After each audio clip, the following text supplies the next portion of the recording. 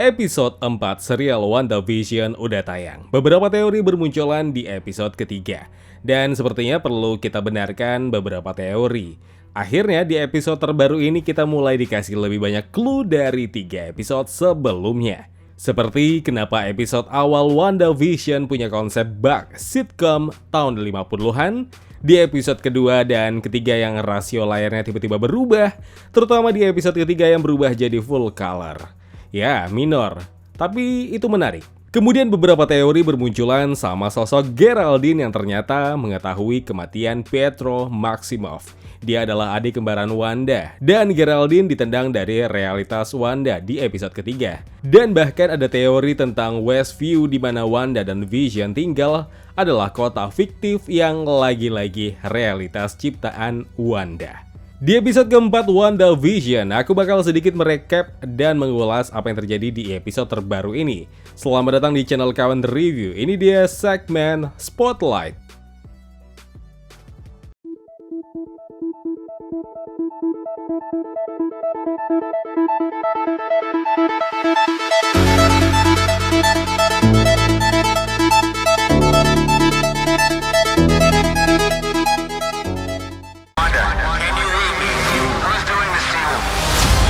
What's next?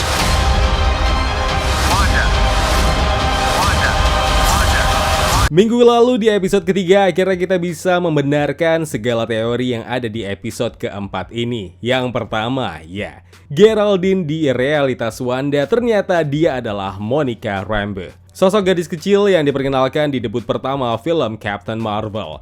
Dimana pada saat itu masih tahun 90-an lah. Dan WandaVision berlatar pasca tragedi Endgame sekitar tahun 2023. Sudah 33 tahun lah. Ya, Monica sudah dewasa dan sekarang dia sudah bekerja di sebuah organisasi bernama SWORD. Organisasi yang didirikan ibunya sendiri, Maria Rambeau.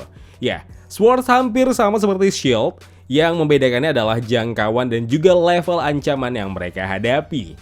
Kalau SHIELD hanya berurusan dengan ancaman dari makhluk bumi atau domestik, sementara SWORD menangani berbagai ancaman level kosmik, seperti yang terjadi di WandaVision. Hal ini bisa disetujui karena di awal episode 4 kita diperlihatkan orang-orang yang hilang kembali lagi, salah satunya si Monica. Kemudian teori yang mengatakan tetangga-tetangga Westview adalah orang-orang yang sengaja ditahan Wanda di realitas ciptaannya. Ternyata benar. Bahkan seperti Herb dan juga Agnes yang ternyata punya identitas asli dan di dalam realitas Wanda seolah ingatan mereka dihilangkan atau manipulasi pikiran. Seperti yang pernah dilakukannya di film Avengers Age of Ultron. Dan hal ini dipertegas kembali tepatnya di scene di pangkalan Respawn SWORD. Cuma yang jadi pertanyaannya, dari semua warga Westview yang ada di realitas Wanda, ada satu karakter yang tidak ada di database-nya SWORD. Ya, keanehan ini dilontarkan Darcy pada saat ditugaskan membantu menganalisa Westview, New Jersey. Menangkap live visual yang ada menggunakan alat radiasi latar gelombang mikrokosmik yang dimilikinya dan juga TV klasik layar cembung. Darcy mengatakan bahwa karakter Dottie seperti tokoh baru yang tidak ada di data SWORD. Sekali lagi, tidak ada di data SWORD. So, siapa Dottie? Intinya di sini kita bisa melihat 3 episode awal sebelumnya yang ditampilkan ternyata semua adalah realitas ciptaan Wanda. Dan ternyata Wanda emang gak kemana-mana. Tidak maju ke tahun berikutnya atau bahkan mundur ke tahun sebelumnya. Kemudian mainan helikopter yang terjatuh di pekarangan Wanda di episode pertama dan juga seorang yang keluar dari gorong-gorong menggunakan baju pelindung lebah, di mana Wanda seperti menyadari ini seperti bukan datang dari realitas ciptaannya. Dan ternyata benar. Helikopter tadi adalah drone yang digunakan Monica. Ini bisa kita lihat di awal scene episode 4. Ketika menghilang masuk ke realitas ciptaan Wanda.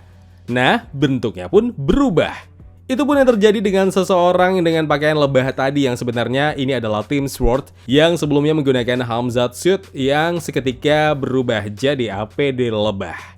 Sebenarnya ini sudah ada di teaser trailernya. Suara yang muncul di radio yang memanggil Wanda ternyata itu adalah panggilan dari agent Jimmy Woo di luar realitas itu. Satu scene yang paling menyita perhatian sesaat setelah Geraldine aka Monica dilempar Wanda dari realitasnya, Vision yang saat itu masuk bertanya kemana Geraldine pergi. Di saat yang bersamaan, Wanda sepintas melihat Vision dengan tengkorak kepala hancur. Seperti tragedi di film Infinity War di mana Infinity Stone diambil paksa Thanos sampai akhirnya membunuh Vision seketika. Ini juga masih jadi tanda tanya besar. Apakah Vision beneran masih hidup atau justru Vision di sini cuma ciptaan Wanda saja? Terus kenapa harus membuat realitas layaknya sitcom klasik? Kenapa juga memilih bentuk heksagonal yang ini juga dinotis Jimmy Woo? Kenapa tiap episodenya tahunnya berbeda 10 tahun? Kita masih butuh lebih banyak clue lagi biar puzzle-nya terisi semua. Masih banyak pertanyaan yang belum bisa terjawab. Tapi yang bikin makin yakin WandaVision bakal jadi akar dari the next Doctor Strange movie, kemudian The New Avengers, Young Avengers atau superhero baru yang belum atau mungkin akan segera dipublish Marvel Cinematic Universe. Can prepare you. Wanda, can you read me? Who's doing this to you? For what's next? Wanda. Apalagi memungkinkan peran Monica Rambeau. Perannya di WandaVision sepertinya punya peran yang penting dan kemungkinan juga masih kemungkinan bakal jadi superhero baru MCU seperti di komiknya dengan nama hero-nya Spectrum. Ya kawan, teori apa lagi yang sebenarnya bisa kita gali di episode keempat WandaVision ini? Karena makin kemari kayak makin menarik. Belum lagi, teaser promo di episode kelima kayaknya bakal lebih seru dari episode keempat ini. Kita tunggu aja minggu depan sekeren apa, sebagus apa, dan semenarik apa WandaVision ini. Sebelum aku kelupaan, cuma yang kukagumi dari MCU ini, mereka bisa mengemas sebuah serial selayak ini sebagus ini. Ini bahkan lebih baik dinikmati ketimbang satu film panjang dengan durasi 2 jam atau bahkan lebih. Cara khas Marvel Entertainment atau Marvel Cinematic Universe mengemas ceritanya begitu menarik. Terlepas komik dan film atau serial banyak penyesuaian di sana-sini atau mungkin agak berbeda. Tapi setidaknya WandaVision adalah the next level MCU series yang bisa dibandingkan dengan serial-serial MCU sebelumnya. Ya boleh setuju, boleh tidak. Ya kawan, terima kasih telah menonton video Spotlight ini. Jangan lupa klik tombol like ya kalau kalian suka, klik tombol dislike kalau tidak suka. Klik juga tombol subscribe dan bel notifikasinya biar nggak ketinggalan review-review film terupdate lainnya. Kalau gitu aku Zain pamit undur diri. Terima kasih, jaga kesehatan, tetap positif, dan jangan lupa bahagia.